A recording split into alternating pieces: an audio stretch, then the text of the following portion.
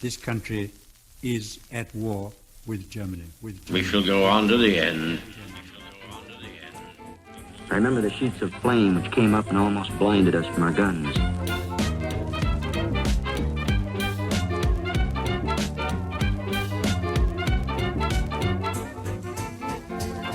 Welcome to the World War II podcast. I'm Angus Wallace. Today we're uncovering one of the great enigmas of the war, the tragic death of General Władysław Sikorski.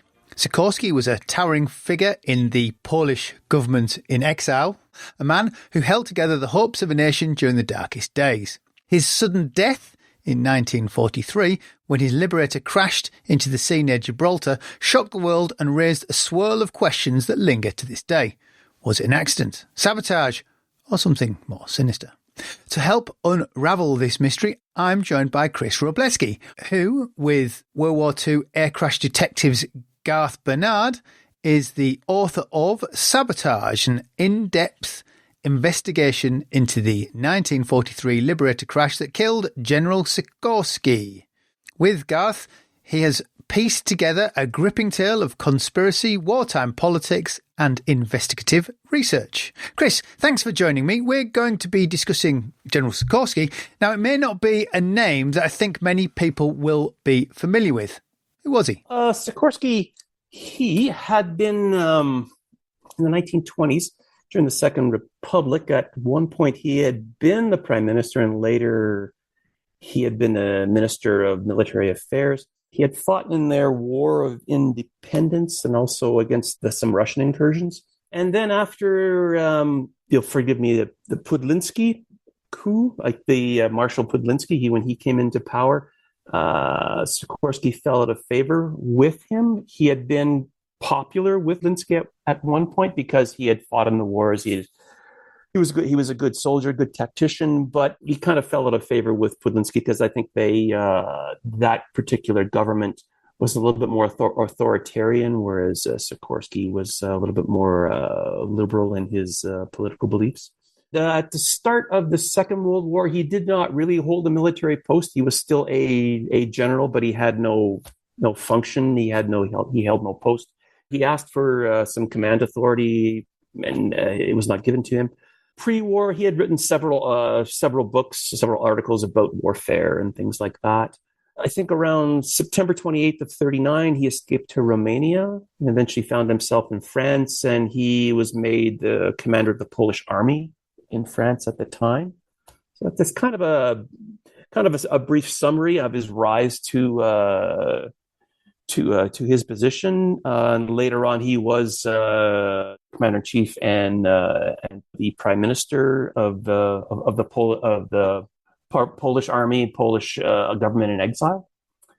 And from there, he had to try and work on behalf of Poland's best interests in the war. Regaining their sovereignty. Big border issue.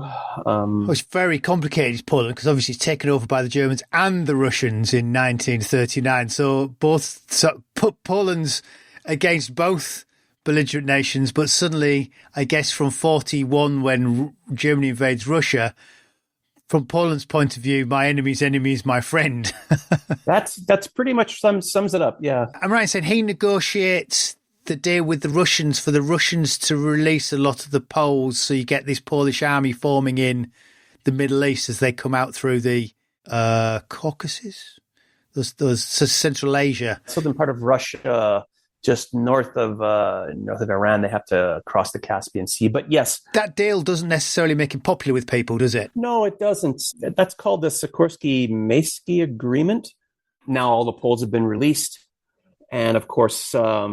How'd you phrase it? The enemy of my friend is now my... The enemy of my enemy is my friend. And so now they come up with this Sikorski-Mayski agreement. Unfortunately, he did not push the border issue. Poland had lost its eastern borders. It had been divided in two between the Germans and the Russians. I guess they called the Molotov-Ribbentrop Pact. And that was important to a lot of his ministers. And he did not push the issue. That was held against him it was held against him until he died. It became quite contentious, especially amongst the Polish forces in the Middle East. whom they felt Sikorski was, basically giving away Poland's eastern borders to placate the British. Yes, and presumably those men from coming in from the Middle East would be the ones that were freed from Russian camps in Siberia and the gulags and things. And it was a legitimate concern, but at the same time, we have a larger issue. We are trying to fight a common enemy.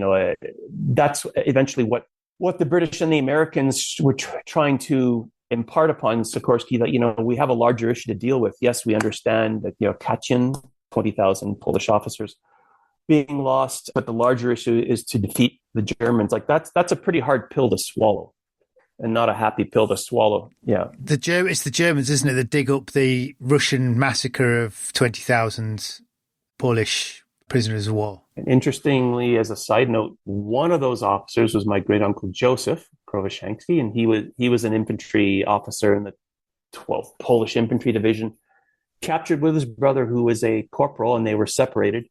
And so I have a kind of a connection to the story.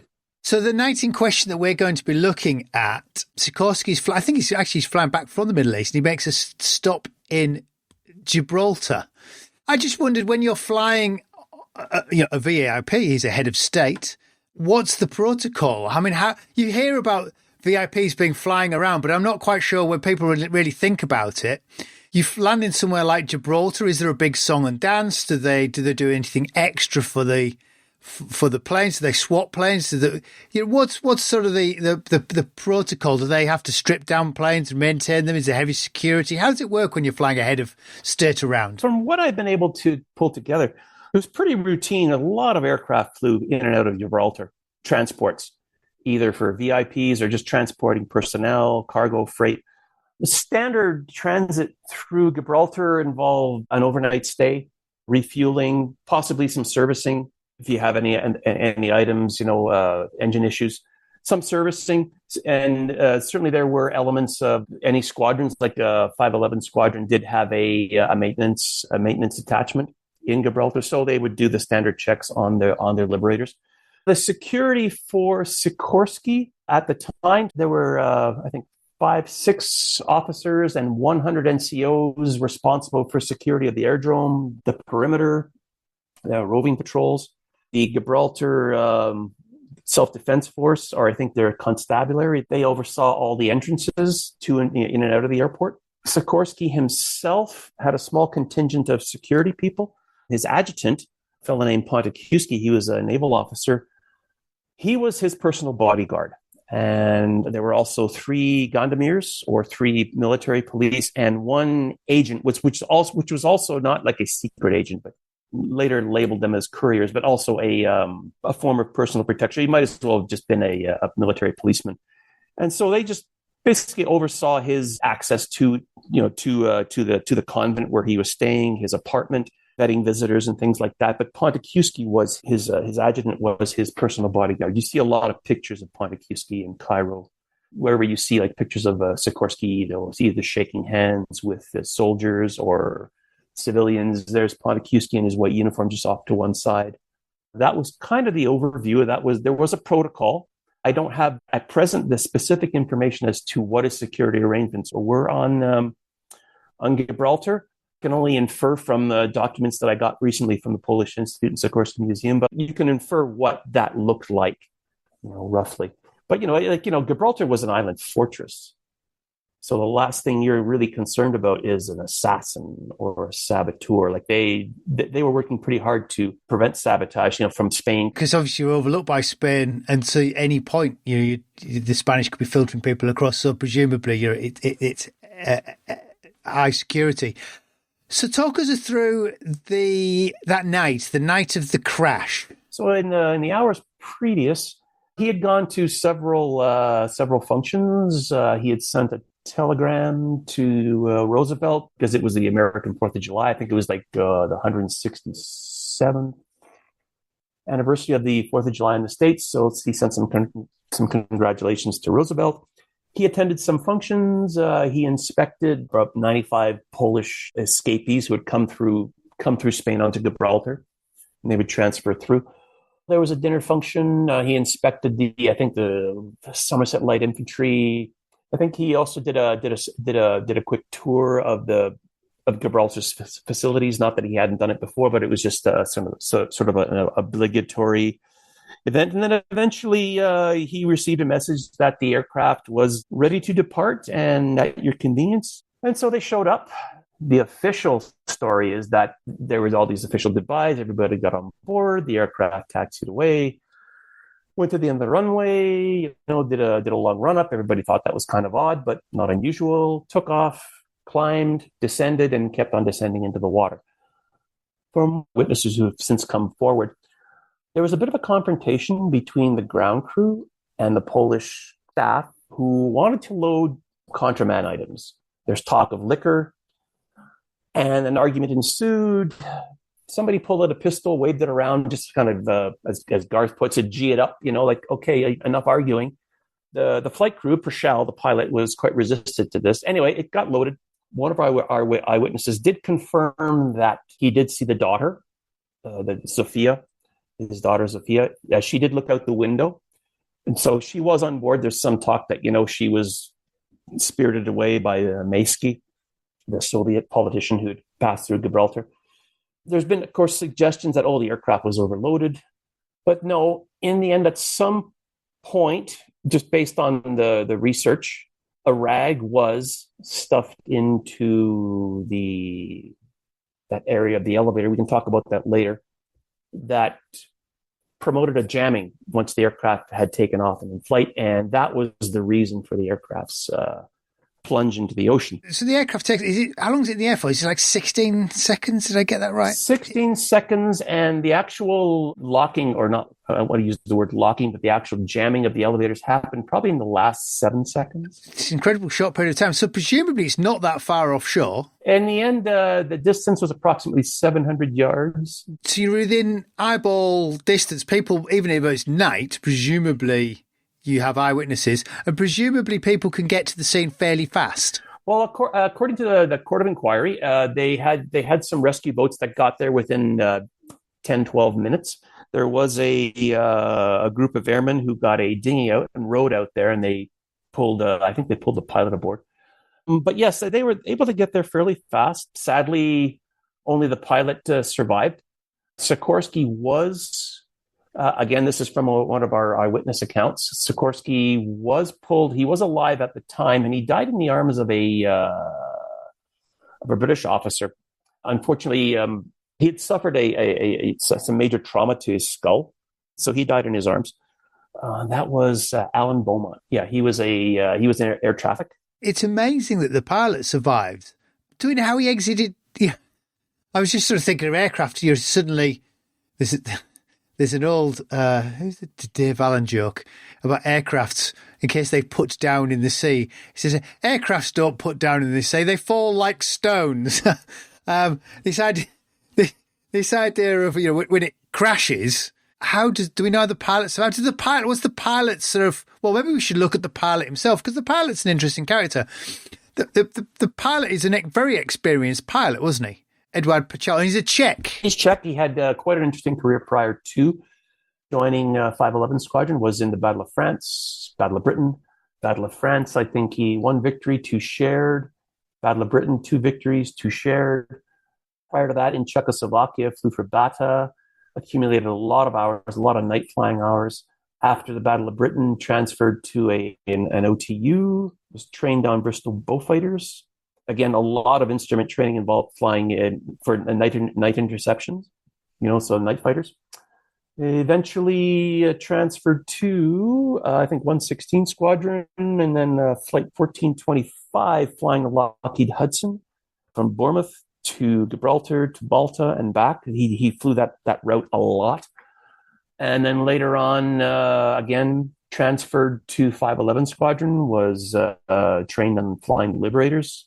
I think he accumulated approximately, at the time of the crash, he had about 292 hours on the aircraft, 171 of that at night.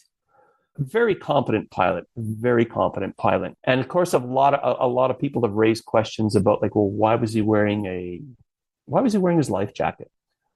Well, if you consider that he just had a confrontation with a VIP's entourage. The question is because the pilots didn't always wear their life jackets, did they? Is that not always? And it was not a point. It was not a point. It was not something that he wore regularly. He basically folded it over the back of his chair. And Garth and myself suspect that this was a case of normalization of deviance. Like, it wasn't unusual for VIPs to want to, carry contraband, a little bit of extra things, liquor. I think he just decided, this could be a bit of a dicey takeoff. Turns out it wasn't. I've also done some post-publication calculations of the takeoff weight. He was well within limits. He did an awesome job. He's an awesome pilot. But it was like, this could be a bit dicey. I think I'm just going to put my life jacket on. And there's no reason to believe that the co-pilot didn't put his on either. Of course, his body was never found. And the fact that he survived is not unusual. It's not unusual to see a single survivor or a handful of survivors, from a large group of passengers and crew. One example of that, I think a year previous, there'd been a Liberator crash that had of a bunch of refugees from Malta, including I think about a dozen or more fighter pilots who were being transitioned out of Malta. I think one of them was Buzz Burling, a Canadian fighter pilot. The pilot overshot the runway, went to go around, stalled the aircraft, and similar circumstances, not identical, but similar circumstances to AL523, hit the water 200 yards off the end of the runway. Half of the crew and passengers were lost. Some bodies were not recovered because it was closer that people were able to go out and pull people in, that kind of thing. Getting back to Pershal wearing his life jacket. Probably just like, I think this is going to be a bit of a dicey takeoff. I'm just going to put these on. And why the passengers and the other crew that were recovered were not found, it was probably just more a case of they didn't want to, and I'm just speculating here, they just didn't want to alarm the passengers because there wasn't a requirement to wear your life vest or your Mae West life belts. So it just may have been a mistaken belief that, they didn't want to alarm the passengers. What was his account of that takeoff? How, from the pilot's seat, what did he feel at that time happened? What wasn't working to make it suddenly crash? He did normal checks. He did the standard run-up procedures, which took time. What changed was he did his standard takeoff. He pulled firmly on the control column. The aircraft climbed, which was not an unusual technique. It had lots of runway. Level off at about 150 feet, and then just push the nose down, build up airspeed, and then just slowly climb out. So he found just prior to him dumping the nose to gain airspeed, he felt a shudder in the aircraft. He may have been just slightly on the verge of a stall. There is a condition that was typical of the Liberator called elevator automatic upfloat, and he felt a shudder, and he probably was just on the cusp of a stall. But because he dumped the nose, he recovered, got his airspeed back. But he found that the moment he tried to pull, the column would not come back. It was just kind of stuck in the position that it was last in. It probably moved very slightly, and that he was pulling and pulling and pulling. Co-pilot was pulling. He called, checked the control locks, didn't get an answer, and he just yelled, "Brace for impact." He also said that, I think post-crash, once he had taken off, he switched to instruments, and that's why he was able to confirm that he, struck the water at approximately 10 to 15 degrees nose down attitude. I hope I haven't kind of deviated too much from your question. No, it's interesting because it's such a short period of time that it's in the air. You suddenly think, I wonder what's going on in such a short period of time. And you've alluded it to, but there was a court of inquiry at the time, which presumably goes over the wreckage as they see it at that time. Talking to everyone who would be available. What did the court of inquiry conclude? Because presumably he's high profile, so he'd be he'd be all in the media. So this would have to be pretty by the book when it came to an investigation. Well, in the end, they concluded that the pilot was not at fault. They had concluded that there was no evidence of sabotage. The Poles did not like that answer. They wanted the British to say, we haven't ruled out sabotage because the Poles were concerned about that. But basically, the crash was unexplained, but they found that the pilot was not at fault. They did do some extensive investigations in terms of I think back in the UK, they put a Liberator of a similar model. They put it up on jacks because there was a theory that possibly some freight had been caught up in the nose wheel and had pressed up against the bottom of the flight deck where there's cables and chains. And they could not prove that. There was no evidence that could work. And I also kind of delved into that as well in the book. And it was a good theory, but unfortunately, you have to get past an awful lot of structure underneath the flight compartment to actually try and jam an elevator chain or an elevator cable because it's just too well protected. What's interesting about this, the court inquiry sort of comes up with this, I don't really know, but it wasn't the pilot kind of thing. But people haven't let it rest. It amazed me that over the years, this has been revisited and revisited as people try to come up with what they feel is an answer. I just wondered if you want to go through some of the suggestions that have come up and really sort of suggest why they might be dismissed. Certainly back in the day, everybody likes a good conspiracy.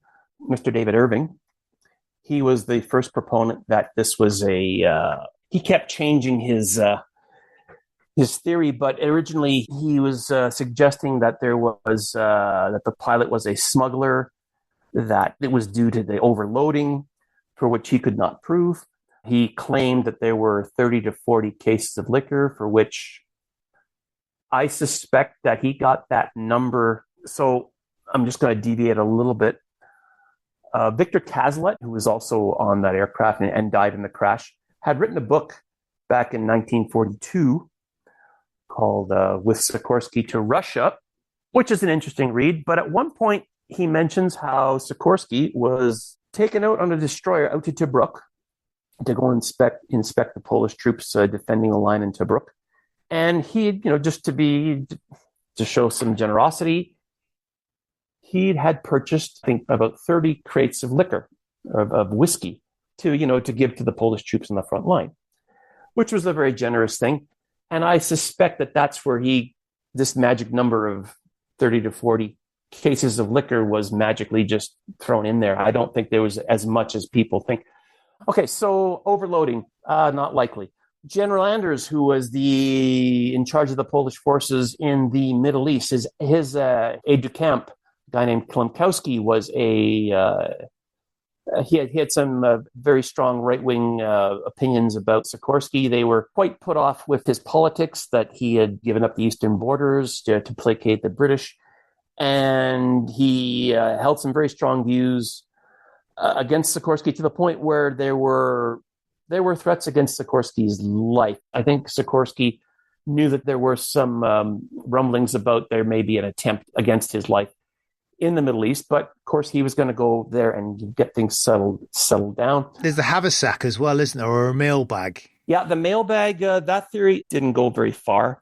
Again, I kind of point that out in the book. Even if a mailbag had been able to be pushed up against the or any kind of freight, instead of in affecting the flight controls, it more than likely would have impinged upon the cable controls for the throttle, mixture, and superchargers. So that's the mailbag put on the floor, and it slides along the floor under the pilot's feet. That's the theory with that. Yeah, and there's some talk of it getting caught up in the nose gear. And well, the thing is, that wheel is spinning really fast. In order for that to be effective, it would have to be sitting at the tip of the nose wheel and then pushed up into the ceiling. Well, the wheel's spinning at 120 miles an hour. It's just going to fling that bag away. Yes, and a bag did slide out, and that's possibly due to Pershal being concerned about his weight distribution. And he, in the last moments before takeoff, he did have his flight engineer and his navigator just walk through the aircraft really quickly, and they probably just moved a few things back and forth, because when you're taxiing, you have a sense of whether the airplane's tippy or not, like whether it's tail heavy, nose heavy, and he said just move something forward. No, his weight and balance was not wrong. That aircraft could carry a lot of weight. He was probably in the region of 56,000 pounds, which is well within the aircraft's capability and his skill set as well. So like Sherlock Holmes, we're eliminating the obvious, which brings us to sort of Bronislaw Urbanski. Who is he? So back in the 30s, he was employed by the AVA radio company in Warsaw. He learned cryptology and wireless transmission.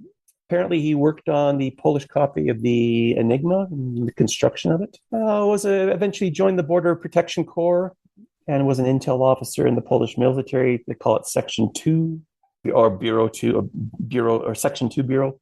According to his son, he was present during the meetings between the Polish intelligence and MI6 when they handed over some Enigma material to MI6 in, I think, July 1939. At the start of the war, he was part of a small group of soldiers or border protection soldiers that escorted the British military mission out of Poland into Romania and members of the Polish Cipher Bureau. He didn't make it over the border. He was captured. Eventually escaped in 1942 and eventually joined a Polish resistance group called the Musketeers, resistance group intelligence organization. And it had been formed by a Polish officer named Stefan Witkowski. Bronislaw, he took part in operations with the Polish resistance. So they call it the OWZJ, translates to the military organization Lizard Union. And they carried out assassinations of German officials. Fortunately, Witkowski, he fell out of favor with the Polish government in exile because they felt that he was sometimes conspiring with the Gestapo and the Abwehr. And also Sikorski was worried about the political influence that he had. So he eventually withdrew his support to the Musketeers. Witkowski's believed the belief that Witkowski was somehow conspiring with the Gestapo and the Abwehr was such that Polish officials basically sentenced him to death. And so that just caused further dissension towards Sikorski, pile that on top of his political policies. So that's his connection. They were looking for an assassin. He was tasked with this. And at some point around, I think, we don't know, you kind of lose track of him. Around mid-May, he made his way to Gibraltar, where he just, for lack of a better word, lay in wait. And he was allegedly part of Sikorski's security detail.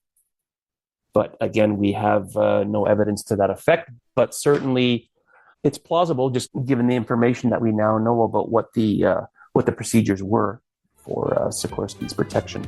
Chris, we're going to pause it there. Folks, we'll be back in a moment. I'm joined by Chris Wroblewski, and we're discussing the death of General Sikorski. How did the story come to you, and what is his story of that night? So again, this is just sort of based on what his son wrote, and I've had to kind of piece the story together. So basically, he told his son that he had walked up to the aircraft, and he had brought a ladder with him, and he had tucked this rag up into, he called it a flap. Everybody calls anything that moves on a flight on an aircraft a flap, which kind of confused me initially. But once I understood the circumstances of the crash, no, he tucked it in the area that was the elevator. What I couldn't figure out is how could a rag do this? So it's just a cleaning rag. I mean, how big's a cleaning rag for a plane? A cleaning rag, it's about the size of a dish towel, made of cotton, and that's all that he had more or less told his son. Allegedly, I guess Christina Skarbak was somehow involved in this and had sent him a radio signal to make your way to Gibraltar. There was some music played on a Polish radio station that basically was a signal that Sikorski is going to be passing through Gibraltar on July 4th. As for everything else, I had to kind of figure out, first of all, why the elevator, and how does somebody who's not an aircraft technician, who's not a pilot, manage to go up to this aircraft unchallenged and tuck a rag in an area that nobody would even consider. So all I can figure is that, okay, well, he's part of this security detail, so he's probably on some list. He's okay. He's just another enamored Polish soldier. enamored with his commander-in-chief. He's just wiping out grease stains. He's harmless. One other podcaster had asked a very good question. He said, well, why the elevators? Of all the things you can do, well, when you start looking into sabotage techniques of the period, like what the SOE trained saboteurs to do, or trained resistance fighters to do, and the same thing, the American OSS, if you're going to bring down an aircraft, you're going to do it in one of several ways. One, an explosive device. You're going to tuck it somewhere, big explosion, big fire, airplane crashes. Two, or you're going to FOD the engine somehow. And when I say FOD, foreign object debris. So you're going to contaminate the fuel, you're going to contaminate the oil, or you're somehow going to FOD the carburetor inlet. Now, he had a rag with him. Why are you walking around with a rag? Well, me and Garth suspect that the original plan was to FOD the carburetor inlet, the oil tanks, or the fuel tanks. And then that would eventually, plug up a fuel line, plug up an oil line, or a carburetor would just, it would just plug the inlet and the engine would fail. Something happened to make him change his plan, because friends of mine who are pilots and mechanics who have read the book and where I've spoken to say, Chris, where he stuck the rag, it's just not anywhere that anybody would think of. It's not intuitive. Garth and I have concluded that this was just a desperate act. I can't do this, so therefore I'm just going to do the best I can. This looks like a vulnerable place. I don't know what's going to happen. Tragically, it resulted in the crash. That I was able to replicate this, on a replica. In my view, it adds some strength to his story. Our theory is strictly based on that it works, that the sabotage method does work. What you're arguing is that it's almost like I've got a rag, I have an opportunity, I seize the opportunity and get away with it, I put the rag in. Now, a rag doesn't seem a very big thing to Liberator, which is massive. Can a rag, I don't know how much pressure can hang on, this is where they're elevators, aren't they? Yeah, elevators. Ailerons do left and right, and elevators do up and down. Yeah, rudders left and right, elevators up and down, ailerons left, roll, right. Yeah, no worries. Yeah, so elevators, presumably you have to scrunch it up to push it in, so it'd have to be pushed in. Can an elevator produce enough pressure for it to be, or does it not produce enough pressure to actually, what did you find out when you did because you build a scale replica, don't you? I did. Granted, I couldn't put it in a wind tunnel. It's a very narrow area. We're talking about an inch and a half, with a half-inch gap in the middle. So the end ribs of the stationary fairing and the end ribs of the elevator, the pointy bits point together. There's a half-inch gap. You'd be surprised how strong cotton is when you bundle it up and you try and put it in shear. You might as well put a block of wood in there.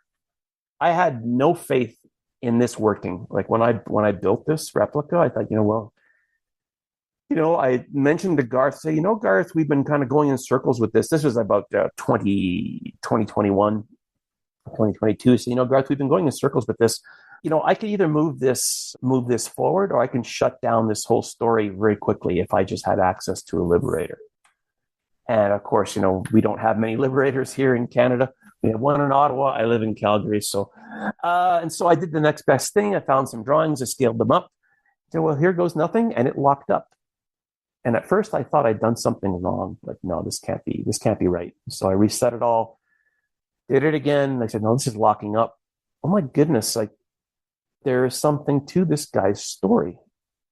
It is very possible to sabotage or to lock up a Liberator's elevator. Now, one thing I should clarify is that if you look at any other aircraft, being modern or period aircraft, only the Liberator has this very unusual configuration of these channels. Only other similar aircraft is the Handley Page Halifax, which has a similar elevator layout, but its fairing and its elevator are flush. It's just two flush surfaces passing by each other. And it took a while for me to do a few more checks, and then to actually do some research and find out what the shear strength is of cotton. So I hope that answers your question. I hadn't clocked that the channels are so small. I was sort of thinking it was more cavernous inside. You think, God, that's really lucky to have just caught and trapped. But actually, in a small area. On the model itself, because it's an exact replica, you can get your fingers in there, and it doesn't take much to tuck a rag in there. You fold it up like the way you fold up a napkin in your pocket and tuck it up in there. Why nobody saw it, I do not know. We suspect that he probably did this after the service crew had finished their job. As for the security, like the sentry that was posted outside, well, this guy's on the list. He's harmless. He's just wiping grease stains. So what? There were some criticisms of the security around the aircraft at the time, but they were they seemed to be more concerned with somebody putting an explosive device on the aircraft rather than somebody trying to physically sabotage the aircraft. So the holes in the Swiss cheese line up bit by bit, bit by bit, bit by bit. There's a Sherlock Holmes quote that I can't quite think what it is about dismissing the improbable, and when you have all that's left, that is most likely to be it. And I think it sounds like we're sort of in that position at the moment. Again, it's not an intuitive area to put a rag. And like I said, I had a hard time trying to convince myself that this is going to work. But once, I built the replica, hey, this is very plausible. One thing is that I looked through the technical manuals, and there's nothing in technical manuals that points to this area being vulnerable. If you're a budding saboteur who's receiving training from an operative, they're going to tell you the areas that you need to target on an aircraft, i.e. the carburetor, the oil tank, the fuel tank, or you're going to put an explosive device here, or you're going to slash the tires, or you're going to I found dozens of examples of where saboteurs had used rags to FOD an engine, or they had used sand or dirt to contaminate a fuel system or an oil system. So that's the reason why we feel the rag was used. It was a shot in the dark, and he got lucky. What happens, to our saboteur after the war? Does he finish fighting for the Poles? He eventually made his way back to Poland. He took part in the liberation of a camp where some Polish civilians were being held, and eventually after the war, he married a German lady. He moved to Australia, raised 3 children, and I think he passed away in the early 80s. And he'd mentioned these some of these deeds to his son, and his son just kind of made some notes, put them all together in the forthcoming years. He published this book, and eventually got in contact with Garth, got in contact with me, and and here we are. It'll be interesting to see what other evidence, as we were saying before we started, sort of once you shake the tree, starts to come out over the next few years as people pick the book up and read it. And we would like people to step up. If anybody knows anything, we've already had. There was another fellow who stepped up. This guy was a Polish airman, not a pilot, but he had survived the crash of the Wellington in the English Channel. And he was sent as part of a Polish contingent of investigators to Gibraltar. And he was, because he had survived this ditching, there wasn't much left of the cockpit, but they found the Astrodome unlocked. So behind Purcell, the pilot, there was a hatch. There was an escape hatch. Behind the escape hatch was an Astrodome, which also served as a escape hatch. But there was some suggestion, he must have gotten up by opening up the hatch. No, and in 6 seconds you hit the water, you're underwater, it's dark, you're not going to be able to reach up and grab a hatch. He's trying to fly the airplane. But I suspect the reason that the Astrodome hatch was unlocked is because who was standing between him and the co-pilot was the flight engineer calling out airspeeds. That was just their drill. So obviously he saw what was going on, and in his last moments, that was probably his last act. He reached around, unlatched the Astrodome, and of course, oblivion, and he did not survive. Basically, the entire cockpit came apart. Like the windscreen popped out. Purcell had scars on his face. He was likely ejected either through the windscreen or as the whole cockpit came apart, he was just ejected from the airplane. Thank goodness he had his life vest on. He very nearly, had they not found him, he probably would have drowned. I know this was a terrible burden to him for the rest of his life, and I feel quite bad for him, and I'm trying very hard to exonerate him, because he's not responsible for this crash. What surprised me is his post-war career. Yes, he went back to Czechoslovakia. He flew for their airline, and when Czechoslovakia was taken over, he escaped. Him and a buddy, and their family, they commandeered a DC-3 and flew it across the border. Yeah, but he never followed up with the rest of his career flying. So that's got to be something tough to live with, especially with people accusing you of being complicit. Well, indeed. Chris, thank you for that. Perhaps we could get back together in a couple of years with any new evidence that has come forward. Well, listener, if you want to know more about the events that night on Gibraltar, the book is Sabotage, an in-depth investigation into the 1943 Liberator Crash that killed Polish General Sikorski. That is all for this episode. Next time out, for the 80th anniversary of the Battle of the Bulge, I'm hoping we'll be discussing Patton's Third Army. So until then, I'm Angus Wallace, and thanks for listening.